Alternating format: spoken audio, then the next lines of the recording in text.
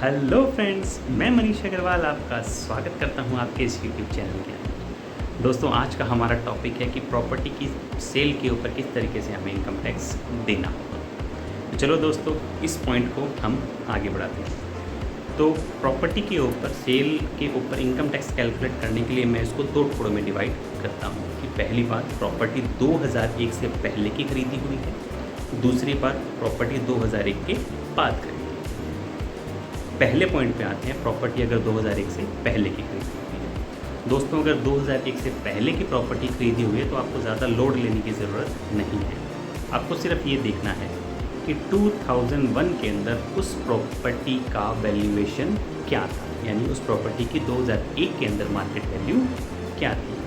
वो आप खुद से कैलकुलेट नहीं कर पाएंगे, तो उसके लिए बहुत सारे वैल्यूएशन ऑफिसर मार्केट के अंदर हैं जो अपने कैलकुलेशन के अकॉर्डिंग उसका वैल्यूएशन निकाल के आपको दे देंगे। तो उस प्रॉपर्टी का 2001 का सबसे पहले आपको वैल्यूएशन लेना पड़ेगा, जो प्रॉपर्टी 2001 से पहले की। अब जो 2001 का वैल्यूएशन आएगा वही आपके लिए आपकी प्रॉपर्टी की लागत मानी जाएगी। यानी इनकम टैक्स डिपार्टमेंट ये कहता है कि अगर कोई प्रॉपर्टी 2001 से पहले की खरीदी हुई है तो आप 2001 का उसका वैल्यूएशन करवा लीजिए, जो भी उसकी लागत आएगी हम उसको प्रॉपर्टी की कॉस्ट मान के चलेंगे। दूसरी बात, अगर 2001 के बाद की प्रॉपर्टी है तो उस केस में जितने की प्रॉपर्टी आपने एक्चुअल में खरीदी है उसके ऊपर जो जो खर्चे आपने किए हैं वो ऐड करने के बाद जो लागत आएगी वही आपकी प्रॉपर्टी की कॉस्टिंग मानी जाएगी। एक केस ये भी बन सकता है कि सर हमने तो प्रॉपर्टी खरीदी नहीं है, प्रॉपर्टी तो हमें अपने किसी भी रिलेटिव की डेथ की वजह से हमें मिली है प्रॉपर्टी, हमने तो खरीदी नहीं है उस प्रॉपर्टी। तो उस केस के अंदर आपके रिलेटिव ने या जिस भी वजह से प्रॉपर्टी आपको मिली है उस बंदे ने वो प्रॉपर्टी जितने रुपए में खरीदी होगी, जो भी लागत उसके लिए आएगी वही लागत आपके लिए भी मानी जाएगी। तो आई थिंक आपको लागत वाला कॉन्सेप्ट क्लियर हो गया होगा कि 2001 से पहले की प्रॉपर्टी है तो 2001 का वैल्यूएशन करवाना है, और 2001 के बाद की प्रॉपर्टी है तो 2001 के बाद जो एक्चुअल लागत उसके ऊपर आई है वो आपको कैलकुलेट करके चलना है। जो भी एक्सपेंडिचर आपने प्रॉपर्टी के ऊपर किए हैं वो आपकी लागत के अंदर काउंट किए जाएंगे। तो इस तरीके से आप अपनी प्रॉपर्टी की लागत निकाल सकते हैं। अब लागत में से जब आप सेल वैल्यू को घटाते हैं तो सबको पता है कि प्रॉफिट कैलकुलेट होता है, यानी कि जो आपकी लागत आई माइनस जो आपकी सेल वैल्यू है, उन दोनों को माइनस करने से जो भी वैल्यू निकल के आएगी वो आपके लिए प्रॉफिट माना जाता है, जिसको हम टेक्निकल टर्म्स में कहते हैं कैपिटल गेन। अब ये जो कैपिटल गेन आपके पास में आया, यानी लागत और सेल्स का डिफरेंस, उसके ऊपर आपको कितना प्रतिशत टैक्स देना है, कितना परसेंट इनकम टैक्स देना होगा, इसके लिए भी मार्केट में कन्फ्यूज़न चल रही है। ये 12.5% लगेगा, कोई कहता है 20% लगेगा। तो चलो इसको भी क्लैरिफाई कर लेते हैं। डिपार्टमेंट ये कहता है कि आपने प्रॉपर्टी मान लो खरीदी थी 2001 में या 2005 में, ठीक है, आप उसको बेच रहे हो आज आके 2025 के अंदर। तो 2001 में आपने कोई प्रॉपर्टी खरीदी थी 10 लाख रुपए की और आज वो बिक रही है प्रॉपर्टी 2 करोड़ रुपए की। तो डिपार्टमेंट कहेगा कि जी 1,90,00,000 रुपए के ऊपर आप हमको टैक्स दे दो। तो आप क्या कहोगे कि भाई साहब उस टाइम इन्वेस्ट किया था 10 लाख रुपए, उसकी वैल्यू समझते हो क्या थी, और आज 10 लाख रुपए की वैल्यू समझते हो क्या थी। कम से कम हमें इतना बेनिफिट तो दो, जो हमारे पास में इन्फ्लेशन आया है, इतना भाव बढ़े हैं, उन सबका कुछ बेनिफिट तो दो। तो डिपार्टमेंट कहता है ठीक है, आप, मैं इसको नाम देता हूँ इंडेक्सेशन, यानी 2001 या 2002 या 2003 जब भी आपने प्रॉपर्टी खरीदी थी उस टाइम रुपए की जो वैल्यू थी और आज रुपए की जो वैल्यू है उसके अकॉर्डिंग आप उस वैल्यू को आज की डेट में कन्वर्ट कर लो। मैंने कहा ठीक है जी, जैसे 2001 में रुपए की वैल्यू तो मान लो 100 रुपये और आज के डेट में उसी 100 रुपये की वैल्यू है 300 रुपये के एग्जाम्पल के तौर पर मैं बोल रहा हूँ। तो अगर आपने उस टाइम 10 लाख रुपए इन्वेस्ट किए थे तो आज की डेट में उसका वैल्यूएशन हो जाता है 30 लाख रुपए।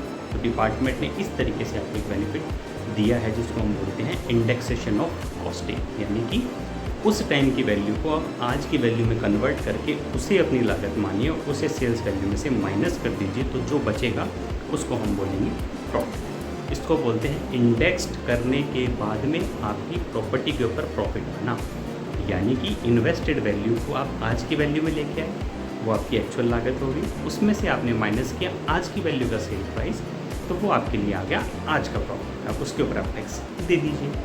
तो डिपार्टमेंट कहता है कि इस बात के लिए आप एग्री करते हो, आप कहते हो जी ठीक है मैं एग्री करता हूँ, मुझे कोई प्रॉब्लम नहीं है। तो डिपार्टमेंट कहता है इसके ऊपर आप 20% टैक्स दे दो।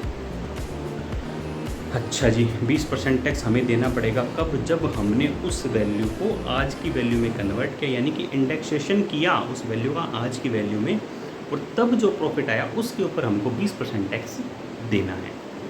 अच्छा, फिर ये 12.5% का क्या लफड़ा है? इसका लफड़ा सिंपल सा है। डिपार्टमेंट ये कहता है कि आप उस वैल्यू को आज की वैल्यू में कन्वर्ट मत करो।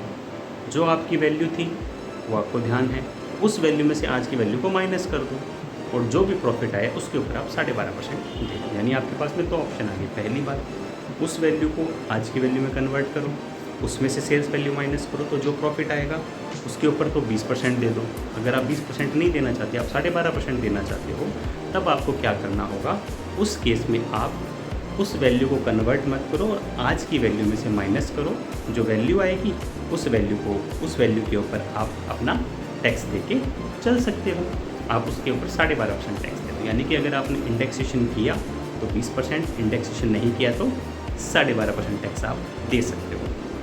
अब आप सोचोगे कि इस केस में तो हमें लॉस ही होगा कि अगर हम एक्चुअल कॉस्ट में से आज की वैल्यू माइनस करेंगे तो, बट ऑब्वियस है कि बहुत ज़्यादा प्रॉफिट आएगा, और उस इतने ज़्यादा प्रॉफिट के ऊपर अगर हम 12.5% टैक्स देंगे तो वो इन एनी केस कन्वर्ट करने बाद की वैल्यू के ऊपर 20% देना ज़्यादा बेनिफिशियल है।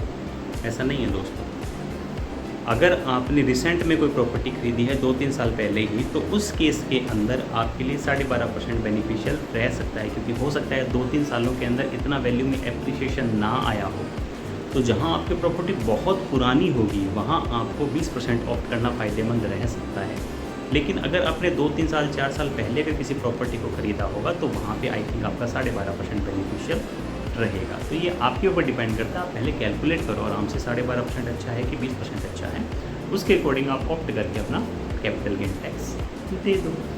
तो आई थिंक आपकी सारी क्वेरीज इसमें रिजॉल्व हो गई होगी कि किस तरीके से आपको प्रॉपर्टी की कॉस्टिंग कैलकुलेट करनी है और किस तरीके से आपको उसके ऊपर टैक्स देना होगा। हम बहुत सारे खर्चे ऐसे होते हैं, आप कहोगे कि जी मैं जो प्रॉपर्टी के ऊपर रंग रोगन करवा रहा हूँ रूटीन के अंदर, क्या वो भी कॉस्ट में जोड़ूंगा? अरे ऐसा नहीं है, रूटीन खर्चे ऐड नहीं होते हैं। जो मेजर खर्चे आपने किए ना वहीं आपको कॉस्टिंग में ऐड करना होगा। बाकी कोई भी आपकी छोटी मोटी क्वेरी हो, किसी भी तरीके की आपकी क्वेरी हो, आप मेरे व्हाट्सएप नंबर 8510091100 के ऊपर व्हाट्सएप कर सकते हैं, या फिर कमेंट बॉक्स के अंदर कमेंट डाल सकते हैं कि सर मेरी ये क्वेरी है, मैं उसका रिप्लाई आपको कर दूँगा। आशा करता हूँ आपको मेरी ये वीडियो पसंद आई होगी।